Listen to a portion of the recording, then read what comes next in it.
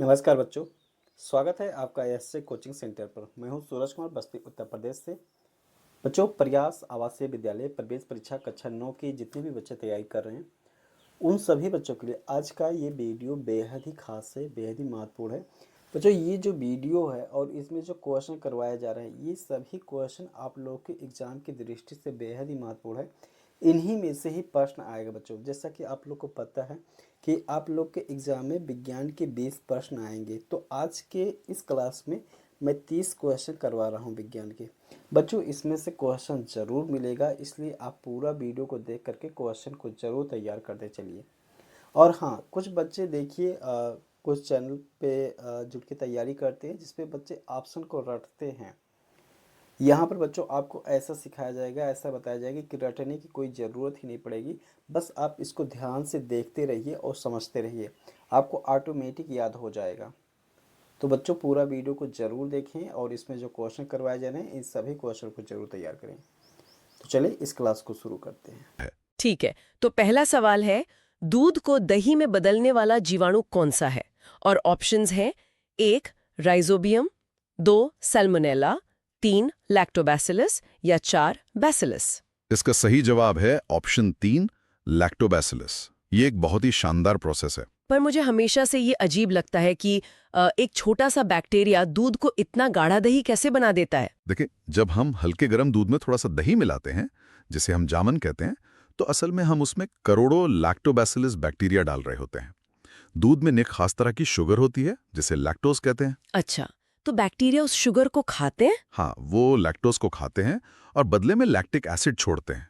ये एसिड दूध के प्रोटीन की बनावट को बदल देता है, जिससे वो आपस में उलझकर एक जल जैसा बना लेते हैं, और वही एसिड दही को खट्टा भी बनाता है। मतलब हमारे किचन में एक अदृश्य केमिकल प्लांट चल रहा है। क्या बात है। चलिए अब दूसरे सवाल पर चलते हैं जो खेती से जुड़ा है। सवाल, 2 बीजों को समान गहराई पर बोने का उपकरण क्या कहलाता है? ऑप्शंस हैं 1 कल्टीवेटर, 2 सीड ड्रिल, 3 रोटावेटर या 4 हैरो। इसका सही जवाब है ऑप्शन 2 यानी सीड ड्रिल। पहले तो किसान हाथ से ही बीज फेंक देते थे ना, तो इस मशीन की इतनी जरूरत क्यों पड़ गई? क्योंकि हाथ से बीज फेंकने में बहुत नुकसान है। कुछ बीज मिट्टी के बहुत ऊपर रह जाते हैं जिन्हें पक्षी खा लेते हैं, और कुछ इतने गहरे चले जाते हैं कि उन्हें धूप ही नहीं मिलती। सीड ड्रिल ट्रैक्टर के पीछे लगी एक ऐसी मशीन है जो पाइप्स के जरिए बीजों को एक एग्जैक्ट गहराई और बराबर दूरी पर डालती है। ओह, तो ये इंश्योर करती है कि हर पौधे को अपना स्पेस और न्यूट्रिशन मिले, जैसे स्कूल में बच्चों की एक डिसिप्लिन परेड होती है। बिल्कुल वैसा ही। अब अगला सवाल देखते हैं जो हमारी हेल्थ से जुड़ा है। हाँ, सवाल 3, इन्फ्लुएंजा या फ्लू का मुख्य कारण क्या है? ऑप्शंस हैं 1 कवक यानी फंगस, 2 परजीवी, 3 जीवाणु या बैक्टीरिया, 4 विषाणु यानी वायरस। इसका सही जवाब है ऑप्शन 4 वायरस। लोग अक्सर इसमें कंफ्यूज होते हैं। हाँ, मैं भी। मुझे याद है जब मुझे फ्लू हुआ था तो मैंने एंटीबायोटिक ले ली थी और डॉक्टर ने बहुत डांटा था। अगर वायरस भी बीमारी फैलाता है तो एंटीबायोटिक उस पर काम क्यों नहीं करती? क्योंकि बैक्टीरिया और वायरस का स्ट्रक्चर एकदम अलग होता है। बैक्टीरिया एक पूरी तरह से जीवित सेल है। एंटीबायोटिक्स ऐसे केमिकल्स हैं जो बैक्टीरिया की बाहरी दीवार को तोड़ देते हैं, पर वायरस के पास खुद की कोई दीवार या मशीनरी होती ही नहीं है। तो वो जिंदा कैसे रहते हैं? वो हमारे शरीर की सेल्स के अंदर घुसकर उन्हें हैक कर लेते हैं। अब अगर आप एंटीबायोटिक लेंगे तो वो वायरस को नहीं बल्कि आपकी अच्छी सेल्स को ही नुकसान पहुंचाएगी। तो इसका इलाज क्या है? शायद अगला सवाल इसका जवाब देगा। सवाल, चेचक यानी स्मॉल पॉक्स के पहले टीके का आविष्कार किसने किया था? ऑप्शंस हैं 1 Edward Jenner, 2 Louis Pasteur, 3 Alexander Fleming या 4 रॉबर्ट कॉच। और इसका सही उत्तर है ऑप्शन 1 एडवर्ड जेनर। उन्होंने 1796 में दुनिया की पहली वैक्सीन बनाई थी। उन्होंने कुछ अजीब नोटिस किया था ना गायों के बारे में। हाँ, उन्होंने देखा कि जो महिलाएं गायों का दूध निकालती थीं, उन्हें काउपॉक्स नाम की एक हल्की बीमारी होती थी, पर उन्हें कभी जानलेवा स्मॉल पॉक्स नहीं होता था। बस वहीं से उन्हें वैक्सीन का आइडिया आया। अगर इसको सिंपल तरीके से समझें तो वैक्सीन हमारे इम्यून सिस्टम के लिए एक वांटेड पोस्टर की तरह काम करती है। जैसे पुलिस को पहले ही मुजरिम का फोटो दे दिया जाए ताकि जब असली बीमारी आए तो उसे तुरंत पकड़ लिया जाए। एकदम सही एनालॉजी है। चलिए अब जीव विज्ञान से थोड़ा आगे बढ़ते हैं। बिल्कुल। अब रसायन विज्ञान यानी केमिस्ट्री की बारी। सवाल, 5 गर्म करने पर आकार ना बदलने वाला प्लास्टिक कौन सा है? ऑप्शंस है 1 पीवीसी, 2 बैकेलाइट, 3 पॉलीथीन या 4 नायलॉन। सही जवाब है ऑप्शन 2 बैकेलाइट। ये एक थर्मोसेटिंग प्लास्टिक है। थर्मोसेटिंग मतलब जो एक बार सेट हो गया सो हो गया। पर गर्मी से तो सब पिघलता है ना। हाँ, पर इसमें ऐसा नहीं होता। इसके अंदर जो मॉलिक्यूल्स होते हैं वो एक दूसरे के साथ इतनी मजबूती से क्रॉस लिंक्ड होते हैं जैसे लोहे का एक 3D जाल हो। जब आप इसको गर्म करते हैं तो ये पिघलने के बजाय जलकर राख हो जाएगा, पर अपना आकार नहीं छोड़ेगा। ओह, इसीलिए हमारे प्रेशर कुकर के हैंडल्स बैकेलाइट से बनते हैं ताकि खाना बनाते वक्त हैंडल पिघल ना जाए। बिल्कुल। अब अगला सवाल तो और भी मजेदार है। सवाल, मिट्टी के तेल में रखी जाने वाली अत्यधिक प्रतिक्रियाशील धातु कौन सी है? ऑप्शंस है 1 मैग्नीशियम, 2 सोडियम, 3 एल्यूमिनियम या 4 कैल्शियम। इसका सही जवाब है ऑप्शन 2 सोडियम। पर सोडियम को मिट्टी के तेल यानी केरोसिन में क्यों डुबाना है? क्या हम उसको किसी खाली डब्बे में बंद करके नहीं रख सकते? वही बिल्कुल नहीं रख सकते। अगर डब्बे में हवा है तो उसमें थोड़ी बहुत नमी यानी मॉइस्चर भी होगा। सोडियम इतना रिएक्टिव है कि वो हवा की उस नमी के साथ मिलकर तुरंत आग पकड़ लेता है। हाइड्रोजन गैस निकलती है और ब्लास्ट हो सकता है। बाप रे, ये तो किसी बहुत गुस्सैल मेहमान की तरह है। थोड़ी सी हवा या पानी मिला नहीं कि भड़क उठा।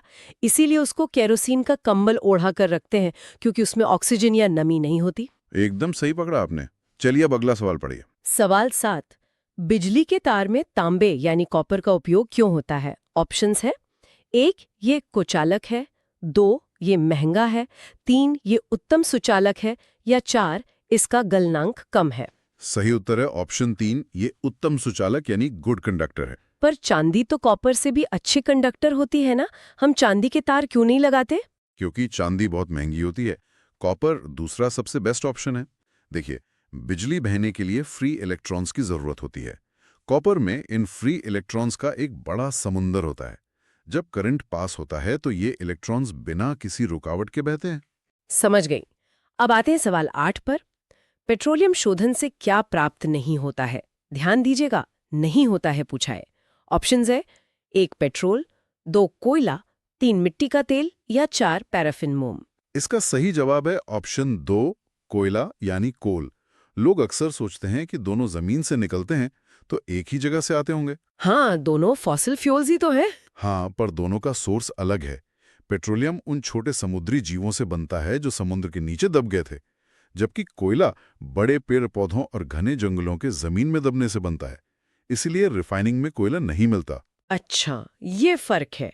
तो कोयले से क्या मिलता है? अगला सवाल यही है। सवाल 9, कोयले के प्रसंस्करण से प्राप्त गाढ़ा काला तरल क्या है? माफ कीजिएगा, मैंने अगला सवाल थोड़ा जल्दी पढ़ दिया। मुझे पहले सवाल 9 पढ़ना चाहिए था जो रेयॉन के बारे में है। कोई बात नहीं, हम पहले कपड़ों वाला सवाल ले लेते हैं। हाँ, सवाल 9, कृत्रिम या मानव निर्मित रेशा कौन सा है? ऑप्शंस हैं 1 रेशम, 2 कपास, 3 रेयॉन या 4 ऊन। इसका सही जवाब है ऑप्शन 3 रेयॉन। पर रेयॉन को आर्टिफिशियल क्यों कहते हैं? वो तो लकड़ी के गुड़े या पल्प से बनता है ना, लकड़ी तो नेचुरल होती है। देखिए, रेशम या कपास हमें सीधे धागे के रूप में मिलते हैं, पर लकड़ी से सीधा धागा नहीं निकलता। फैक्ट्रीज में उस पल्प को खतरनाक केमिकल्स के साथ मिलाकर एक पेस्ट बनाते हैं और फिर मशीन से धागा निकालते हैं। इसीलिए उसकी प्रोसेस आर्टिफिशियल है। अच्छा, अब वापस आते हैं उस कोयले वाले सवाल पर, जो हमारा सवाल 10 है। कोयले के प्रसंस्करण से प्राप्त गाढ़ा काला तरल क्या कहलाता है? ऑप्शंस है 1 कोलतार, 2 पेट्रोलियम, 3 प्राकृतिक गैस या 4 दामर। सही जवाब है ऑप्शन 1 कोलतार।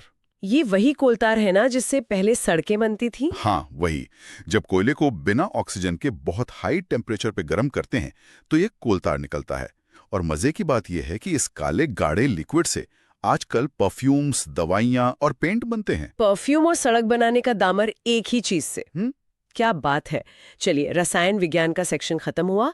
अब सवाल 11 से हम पर्यावरण और बायोलॉजी में वापस चलेंगे।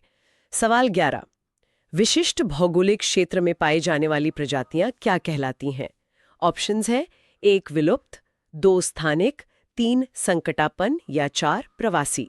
इसका सही जवाब है ऑप्शन 2 स्थानिक प्रजातियां यानी एंडेमिक स्पीशीज। इसका मतलब ऐसे जानवर जो पूरी दुनिया में सिर्फ एक ही जगह मिलते हैं, जैसे ऑस्ट्रेलिया का कैंगरू। बिल्कुल, और यही उन्हें बहुत वल्नरेबल बनाता है।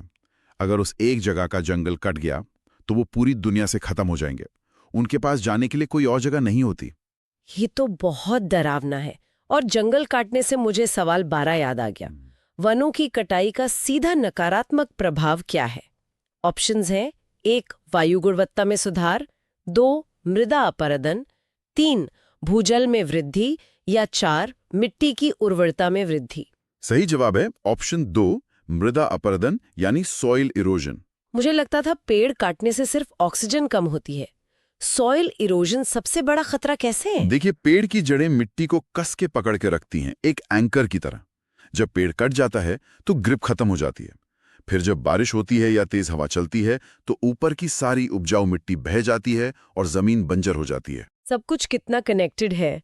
चलिए पेड़ों के एक बहुत इंपॉर्टेंट हिस्से की बात करते हैं। सवाल 13, पत्तियों का हरा रंग किस कारण होता है? ऑप्शंस है 1 क्लोरोफिल, 2 कैरोटीन, 3 ज़ैंथोफिल या 4 माइटोकॉन्ड्रिया। ये तो सबको पता होगा। सही जवाब है ऑप्शन 1 क्लोरोफिल। हाँ, ये तो हमने बचपन से रटा है।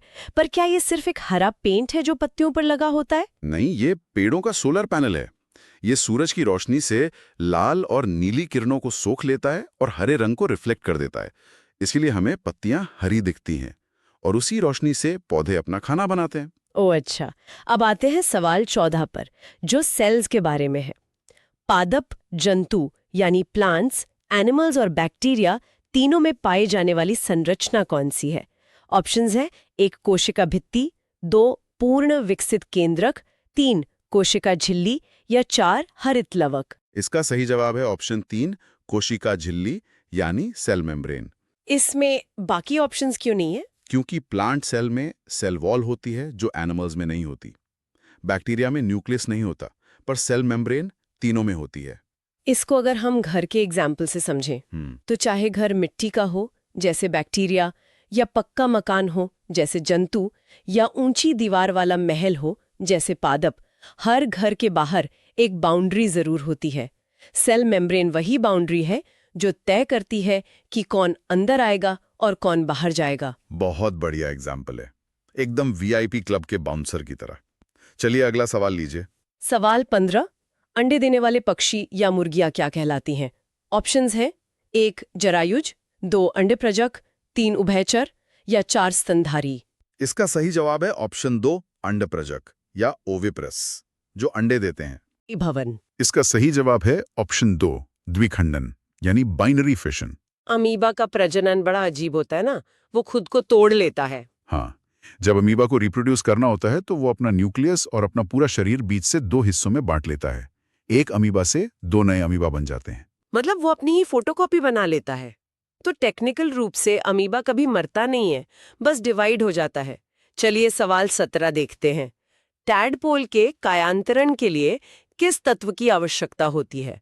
ऑप्शंस है 1 कैल्शियम, 2 आयरन, 3 आयोडीन या 4 सोडियम।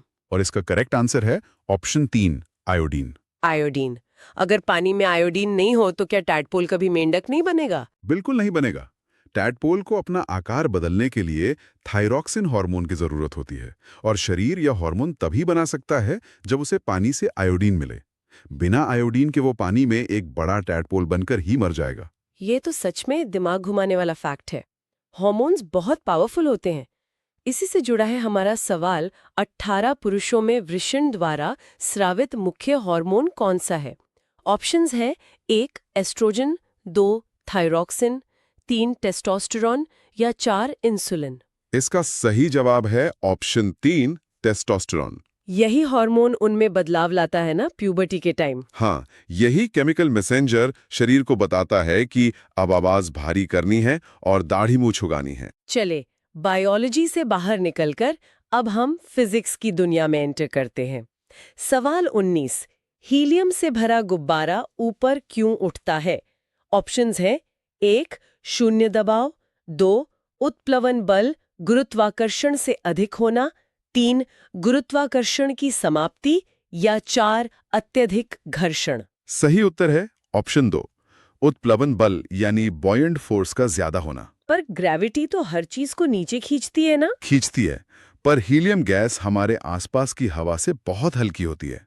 तो जो भारी हवा है वो नीचे आती है और उस हल्के गुब्बारे को ऊपर की तरफ धकेलती है। ओ, जैसे पानी की बाल्टी में खाली प्लास्टिक की बोतल दबाओ तो पानी उसे झटके से ऊपर फेंकता है। वहां पानी होता है, यहाँ हवा है। एकदम सही पकड़ा। चलिए अब अगला सवाल देखें। सवाल 20। समान रूप से आवेशित थर्मोकॉल की गेंदों का दूर हटना किस बल के कारण है? ऑप्शंस है 1 गुरुत्वाकर्षण, 2 चुंबकीय, 3 स्थिर वैद्युत बल या 4 घर्षण। इसका आंसर है ऑप्शन 3 स्थिर वैद्युत बल यानी इलेक्ट्रोस्टैटिक फोर्स। ये सेम चार्ज वाला मामला है ना? हाँ, फिजिक्स का नियम है कि अगर दो चीजों पर एक जैसा चार्ज है तो वो हमेशा एक दूसरे को दूर धकेलेंगे, इसीलिए वो गेंदें दूर भागती हैं। समझ गई। अब फ्रिक्शन यानी घर्षण पर आते हैं। सवाल 21। जोड़ों में कार्टिलेज घिसने से घर्षण पर क्या प्रभाव पड़ता है? ऑप्शंस है 1 बढ़ जाता है, 2 कम होता है, 3 कोई प्रभाव नहीं या 4 शून्य हो जाता है। सही जवाब है ऑप्शन 1 घर्षण बढ़ जाता है। कार्टिलेज एक कुशन का काम करता है, राइट? हाँ जैसे मशीन में तेल। हाँ, जब एज के साथ वो कुशन घिस जाता है तो हड्डियां सीधे टकराती हैं। फ्रिक्शन बढ़ने से भयंकर दर्द होता है। ये फ्रिक्शन का बुरा रूप है। और इसका अच्छा रूप कहाँ दिखता है? सवाल 22 बताएगा, खेल के उपकरणों का हैंडल खुरदुरा क्यों होता है? ऑप्शंस है 1 वजन कम करना, 2 घर्षण बढ़ाना और पकड़ सुनिश्चित करना, 3 घर्षण कम करना या 4 आकर्षक बनाना। सही उत्तर है ऑप्शन 2। यहाँ हमें घर्षण बढ़ाना है ताकि ग्रिप अच्छी रहे। हाँ, अगर बैट का हैंडल चिकना होगा तो पसीना आते ही शॉट मारते वक्त बैट हाथ से निकल जाएगा। बिल्कुल। चलिए सवाल 23 पर आते हैं जो साउंड वेव्स का है। सवाल 23। यदि आवृत्ति यानी फ्रीक्वेंसी दोगुनी हो जाए तो आवर्तकाल यानी टाइम पीरियड पर क्या प्रभाव पड़ेगा? ऑप्शंस है 1 दोगुना, 2 आधा, 3 समान या 4 4 गुना। इसका सही उत्तर है ऑप्शन 2 आवर्तकाल आधा हो जाएगा।